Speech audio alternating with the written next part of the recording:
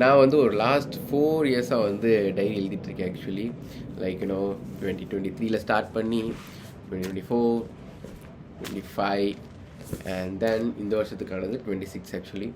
So இந்த 4 வருஷம் எழுதுறது மூலமாக என்னென்ன விஷயம் வந்து என் லைஃப்பில் வந்து இந்த ஒரு ஹேபிட் பெட்டர் பண்ணுச்சு, அண்ட் தென் இந்த ஒரு ஹேபிட் வந்து எவ்வளோ ஹெல்ப்ஃபுல்லாக இருந்துச்சுன்னு சொல்லிட்டு நான் அந்த வீடியோவில் சொல்கிறேன் ஆக்சுவலி. அண்ட் தென் நீங்களும் வந்து ஜேர்னலிங் ஹேபிட் ஸ்டார்ட் பண்ணலாம் அப்படின்னு இருக்கீங்க மீன்ஸ் இந்த வீடியோ வந்து உங்களுக்கு யூஸ்ஃபுல்லாக இருக்கும். நீங்கள் வந்து இந்த மோர் செல்ஃப் இம்ப்ரூவ்மெண்ட் ரிலேட்டட் வீடியோஸ் பார்க்குறீங்க, யூடியூப்லையும் சரி இன்ஸ்டாகிராம்லையும் சரி அப்படின்ற பட்சத்தில் கண்டிப்பாக அந்த ஜேர்னலிங்ன்ற அந்த நேம் ஆல்ஸ் இந்த ஹேபிட்டை வந்து கண்டிப்பாக பார்த்துருப்பீங்க, ஆல்ஸ் கேட்டிருப்பீங்க ஆக்சுவலி. ஸோ அண்ட் தென் அதுக்கப்புறம் நிறைய பேர் ஸ்டார்ட் பண்ணலாமா வேணாமா அப்படின்னு சொல்லிட்டு ஒரு பேட்டில் இருந்திருப்பீங்க. ஸோ இந்த வீடியோ மூலமாக உங்களுக்கு ஒரு கிளியர் அண்டர்ஸ்டாண்டிங் கிடைக்கும் அதில். பிகாஸ் நானும் வந்து 2023 ஸ்டார்ட் பண்ணும்போது இந்த மாதிரி நான் அந்த செல்ஃப் இம்ப்ரூவ்மெண்ட் ரிலேட்டட் வீடியோஸ் பார்த்தா நானும் ஸ்டார்ட் பண்ணேன். பட் இப்போ இல்லை ஆக்சுவலி. இப்போ வந்து நான் வந்து லைக் எனக்கு ஏற்ற மாதிரி ஆல்ட் பண்ணிக்கிட்டேன். ஸோ அப்போ இருந்த மைண்ட் செட் இப்போ இல்லை. ஸோ ஒரு டிஃப்ரெண்ட் திங்ஸ் இருந்துச்சு. ஸோ அதனால் எனக்கு ஏற்ற மாதிரி இந்த ஒரு ஹேபிட்டை வந்து ஆல்ட் பண்ணிக்கிட்டேன். ஸோ அதை நான் வந்து ஷேர் பண்ண போகிறேன். இப்போ நீங்கள் வந்து ஜேர்னலிங் ஆல்ஸ் இந்த டைரி எழுதுறதுன்னு பார்த்தனால வச்சுக்கோங்களேன், நிறைய பேர் வந்து நிறைய வேஸ் ஆஃப் திங்ஸ் சொல்லுவாங்க. சில பேர் வந்து பிக்சர்ஸ் ஓட்டுன்னு சொல்லுவாங்க, அன்றைக்கி டேயில் வந்து என்ன நடந்துச்சோ அது ரிலேட்டடான பிக்சர்ஸ் ஓட்டுன்னு சொல்லுவாங்க. தென் சில பேர் வந்து டூ டூ லிஸ்ட் மாதிரி போட்டிருப்பாங்க. மார்னிங் வந்து எழுதிட்டு நைட்டு வந்து எதெல்லாம் முடிச்சுன்னு சொல்லி டிக் பண்ணிட்டு அது ரிலேட்டடாக வந்து எழுதுவாங்க. சில பேர் வந்து அந்த டேயில் என்ன நடந்துச்சோ அது என்டையராக சம்மரைஸ் பண்ணி எழுதுவாங்க.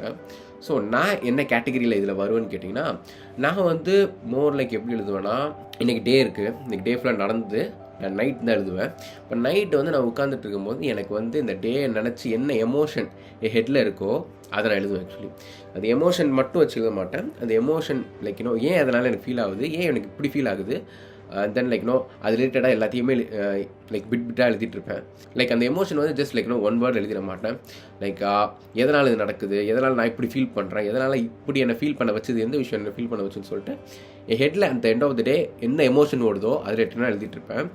ஆஸ் வெல் அஸ் இது முடிஞ்சதுக்கப்புறம் நான் இந்த மாதிரி எழுதுவேன்னா அந்த டேயில் என்ன நடந்துச்சோ அது ஒரு சம்மரி மாதிரி எழுதுவேன். ஸோ மோஸ்ட்லி இந்த 2 விஷயத்தை தான் லைக் மாற்றி எழுதிட்டுருப்பேன். லிட்டரலி எப்படின்னா சிம்பிளாக சொல்லணும்னா எனக்கு நைட்டில் வந்து எனக்கு என்ன ஹெட்டில் இருக்கோ என்ன ஃபீல் பண்ணுறனோ அதை நான் அப்படியே எழுதுவேன்.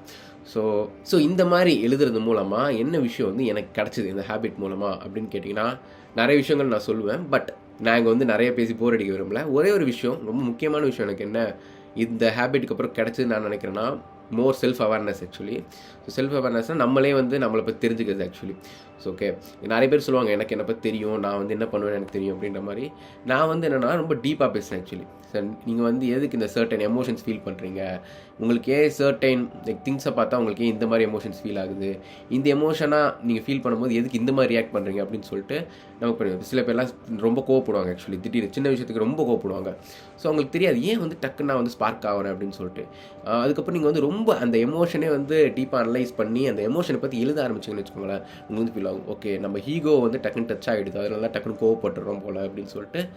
நீங்கள் அந்த எழுதும்போது அந்த எமோஷன் வந்து அந்த பர்டிகுலர் ஈவெண்ட்டை பற்றி எழுதும்போது உங்களுக்கு கரெக்டாக வந்து ரியலைஸ் ஆகும் ஓகே இந்த மாதிரி விஷயம் நடந்தால் நான் வந்து டக்குன்னு ஹர்ட் ஆகிடுறேன் அப்படின்னு சொல்லிட்டு. பிகாஸ் இந்த மாதிரி எமோஷனான விஷயத்தில் நீங்கள் வந்து டக்குன்னு வெளில யார்கிட்டையும் சொல்ல முடியாது. ஏன்னா வந்து இதெல்லாம் ரொம்ப உங்களுக்குள்ளேயே இருக்கிற ஒரு மாதிரி ப்ரைவேட்டான விஷயம்னு வச்சுக்கோங்களேன். இதை வந்து நீங்கள் டக்குன்னு லைக் யார்கிட்டையும் சொல்லவும் முடியாது. ஈவன் தான் அவங்க எவ்வளோ க்ளோஸாக இருந்தாலுமே நமக்கு சொல்கிறதுக்கு ஒரு ஹெசிடேஷன் இருக்கும்.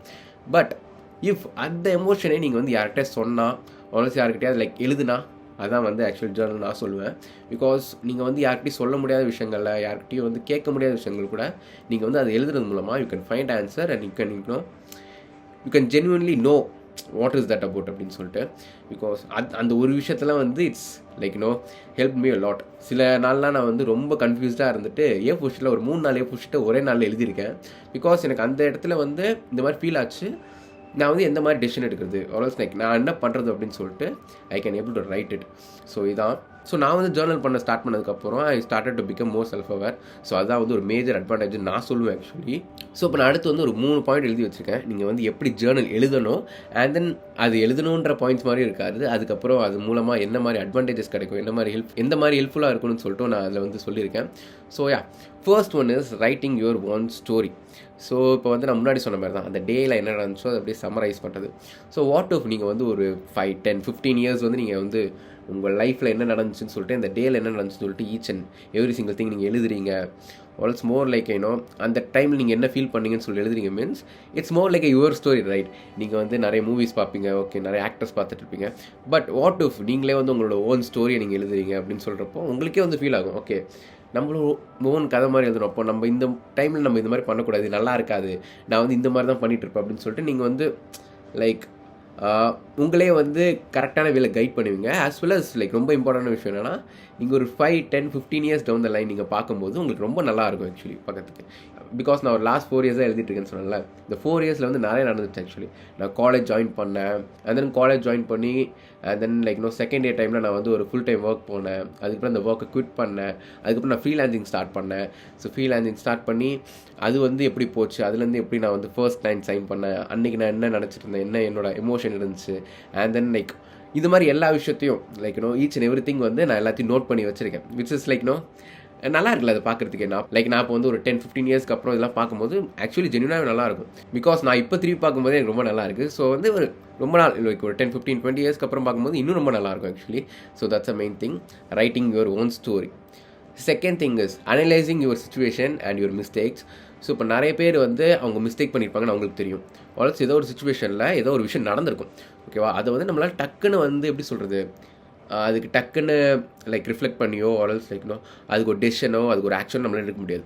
ஸோ அந்த டைமில் என்ன பண்ணலாம்னா we can write that situation down also write your mistake down and then like நான் ஏன் இந்த சுச்சுவேஷனில் நான் இப்படி பண்ணேன் அப்படின்னு சொல்லிட்டு you can clearly analyse the thing. Okay, நான் தான் இந்த இடத்துல தப்பு பண்ணியிருக்கேன், ஓகே அப்போ வந்து நான் தான் இந்த ஆக்ஷன் எடுத்து இதை வந்து சால்வ் பண்ணணும் அப்படின்னு சொல்லிட்டு உங்களுக்கு ஒரு கிளியரான ஒரு ஃப்ரேம் ஒர்க் கிடைக்கும்.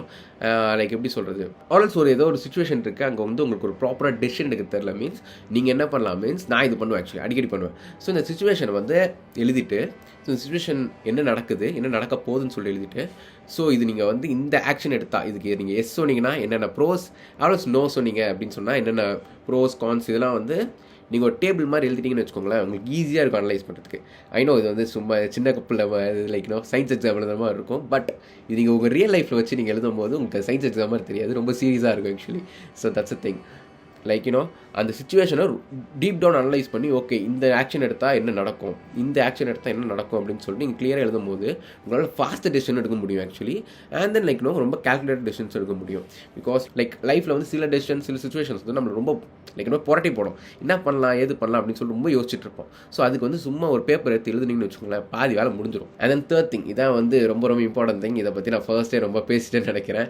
Which is writing about your emotions which you don't tell any one. இந்த எமோஷன்றது பட்சத்தில் நான் வந்து ஸ்டார்டிங்கில் இந்த வீடியோ ஐடியா யோசிக்கும் போது எனக்கு ஒரு எக்ஸாம்பிள் வந்துச்சு ஆக்சுவலி. இப்போது சில எமோஷன்ஸ் நமக்கு இருக்கும், அது வந்து ரொம்ப கெட்ட எமோஷன்ஸாக இருக்கும், அது வந்து நமக்கே தெரியும் கெட்டதுன்னு, but we still feel that way. அப்போது பட்சத்தில் என்ன பண்ணணும்னா நமக்கே தப்புன்னு தெரியும், பட் நம்ம வந்து அது எப்படி சொல்கிறது ஒரு பேட்டில் பண்ணிட்டே இருப்போம், தப்பாக கரெக்டாக இது ஏன் எனக்கு இப்படி ஃபீல் ஆகுதுன்னு சொல்லிட்டு, ஏன் இப்படி எனக்கு ஃபீல் ஆகுதுன்னு சொல்லிட்டு யாருமே யோசிக்க மாட்டோம். அப்போ வந்து எனக்கு இப்போது இதுக்கு ஒரு எக்ஸாம்பிள் நான் சொல்கிறேன்ல, இப்போ லெட்ஸே வந்து உங்கள் ஃப்ரெண்டு வந்து ஒரு விஷயத்த வின் பண்ணிட்டாரு ஆல்ஸ் லைக் ஒரு விஷயம் கிடச்சிருச்சு. அப்போ வந்து உங்களுக்கு ரொம்ப ஒரு மாதிரி க்ரீடாக ஜெலஸாக ஃபீல் ஆகுது. விச் அது ஆகக்கூடாதுல்ல. உங்கள் க்ளோஸ் ஃப்ரெண்ட் வந்து ஆல்ஸ் உங்கள் ஃப்ரெண்டு வந்து வின் பண்ணாதுன்னா நீங்கள் வந்து அப்ரிஷியேட் தானே பண்ணணும், ஜென்யூனாக அப்ரிஷியேட் தானே பண்ணணும். நீங்கள் வெளியே வந்து காமிக்கலாம், ஓகே நான் வந்து கிளாப் தட்டுறேன் ஆல்ஸ் நான் வந்து சமப்பான்னு சொல்கிறேன் அப்படின்னு சொல்லிட்டு, பட் டீப் டவுன் உங்களுக்கு மட்டும் தான் தெரியும் நீங்கள் வந்து அந்த மாதிரி ஃபீல் பண்ணுங்கன்னு சொல்லிட்டு. ஈவன் உங்களோட மிச்ச க்ளோஸ் ஃப்ரெண்ட்ஸ் கூட தெரியாது, பட் உங்களுக்கு தெரியும். நீங்கள் வந்து லைக் உங்களே வந்து ஏமாற்றிக்கலாம், ஓகேப்பா இல்லை நான் ஜென்யூனாகவே எனக்கு ஹாப்பியாக தான் இருந்தேன்னு நினச்சிக்கலாம், பட் உங்களுக்கு மட்டும் தெரியாது நீங்கள் வந்து எவ்வளோ கேவலமான ஒரு விஷயம் பண்ணியிருக்கீங்க, எவ்வளோ ஒரு கேவலமான விஷயத்தை நினச்சிருக்கீங்க அப்படின்னு சொல்லிட்டு. ஸோ அந்த டைமில் நீங்கள் என்ன பண்ணலாம் மீன்ஸ் இந்த எமோஷன் வந்து எதுக்கு நான் ஃபீல் பண்ணுறேன், எந்த சுச்சுவேஷனில் எனக்கு இந்த எமோஷன் ரைஸ் ஆச்சுன்னு சொல்லி நீங்கள் எழுதணும். ஸோ அப்போ வந்து நீங்கள் டீப் டவுன் ரொம்ப ரூட் பண்ணி அனலைஸ் பண்ணும்போது தெரியும், ஓகே இந்த நாள் தான் நான் இந்த மாதிரி ஃபீல் பண்ண போல அப்படின்னு சொல்லிட்டு. விச் இஸ் ராங், நான் இந்த மாதிரி பண்ணவே கூடாது. நெக்ஸ்ட் டைம் வந்து இந்த மாதிரி ஒரு விஷயம் நடக்க எனக்கு ட்ரிகர் ஆகும்போது நான் இந்த மாதிரி பண்ணக்கூடாது, ஏன்னா இது தப்பு அப்படின்னு சொல்லிட்டு உங்களுக்கு ரியலைஸ் ஆகி நீங்கள் வந்து அதை ஸ்டாப் பண்ணணும். ஸோ இந்த மாதிரி சில எமோஷன்ஸ் இருக்கும், அது வந்து நீங்கள் இப்போ சொல்ல முடியாது. நீங்கள் வந்து உங்கள் ஃப்ரெண்டுக்கிட்ட போய் நான் வந்து அவனை பார்த்து பொறாமப்படுறேன்டா அப்படின்னு சொல்லி நீங்கள் வந்து சொல்ல முடியாது. ஏன்னா இந்த மாதிரி நிறைய எமோஷன்ஸ் இருக்கும், இது மட்டும் ஒரே ஒரு எமோஷன் தான், இது வந்து one of the bad emotion. இது மாதிரி ஏகப்பட்ட எமோஷன்ஸ் இருக்குது. ஸோ அதை வந்து நீங்கள் டக்குன்னு வெளியே யார்கிட்டையுமே கன்வே பண்ண முடியாது. ஆனால் நீங்கள் வந்து உங்களுக்குள்ளே கன்வே பண்ணிக்கலாம். லைக் சில பேர் சொல்லுவாங்க நமக்குள்ளே பேசிக்கலாம் அப்படின்ற மாதிரி சொல்லுவாங்க, அது பேசுகிறது இருந்தாலும் பட் எங்கே அது எழுதி வச்சு நம்ம வந்து அந்த மாதிரி பண்ணால் கொஞ்சம் நல்லாயிருக்கும் ஆக்சுவலி. ஏன்னா அதுலேருந்து அப்படியே நம்மளை பார்த்துக்கலாம்ல. ஏன்னா வந்து நமக்கு நிறைய எமோஷன்ஸ் இருக்கும். லைக் நிறைய விஷயங்கள் நானே எழுதியிருக்கேன் இந்த மாதிரி. லைக் நான் ஏன் இப்படி இருக்கேன், நான் ஏன் இந்த மாதிரி யோசிக்கிறேன், நான் ஏன் இந்த மாதிரி டிசிஷன் எடுத்தேன் அப்படின்னு சொல்லிட்டு நானே நிறைய விஷயத்தில் எனக்கு கொஸ்டின் பண்ணியிருக்கேன். ஸோ அந்த டைமில் நான் இந்த மாதிரி எழுதும்போது நமக்கு வந்து ஒரு கிளியர் பிக்சர் கிடைக்கும். ஓகே இதான் நடக்குது போல், இதனால தான் நான் இந்த மாதிரி பண்ணேன், இதனால தான் நான் இந்த மாதிரி ரியாக்ட் பண்ணேன் அப்படின்னு சொல்லி நமக்கே ஒரு லைக் ஒரு கிளியரன்ஸ் கிடைக்கும், ஒரு டேரக்ஷன் கிடைக்கும். So that's very important. So that's it with this video. So நான் வந்து ரொம்ப வளன்னு பேச விரும்பல. ஸோ நீங்கள் இப்போ ஸ்டார்ட் பண்ணுறீங்க மீன்ஸ் நான் என்னோட லைக் திங்கிங் தான் நான் சொல்லுவேன். Right about watts in your head அப்படின்னு. நைட்டு நீங்கள் வந்து ஒரு 10-10:30 உட்காருங்க மீன்ஸ் ஓகே என்னோட மண்டையில் வந்து இந்த நாளை பற்றி என்ன நினைக்கிறேன்னா, என்ன எமோஷன் நான் வந்து நினைக்கிறேன், ஆல்ஸ் இந்த டே எப்படி இருந்துச்சுன்னு சொல்லிட்டு ஃபுல்லாக எழுதுங்க. அவ்வளோதான். நீங்கள் வந்து இந்த டூ டூ லிஸ்ட் மாதிரி பண்ணுறனாலும் ஃபைன். அதெல்லாம் லைக் நிறைய பேர் நிறைய சொல்லுவாங்க. சில பேர் கிராட்டிடியூட் ஜர்னலிங் சொல்லுவாங்க. அதெல்லாம் இருக்குது.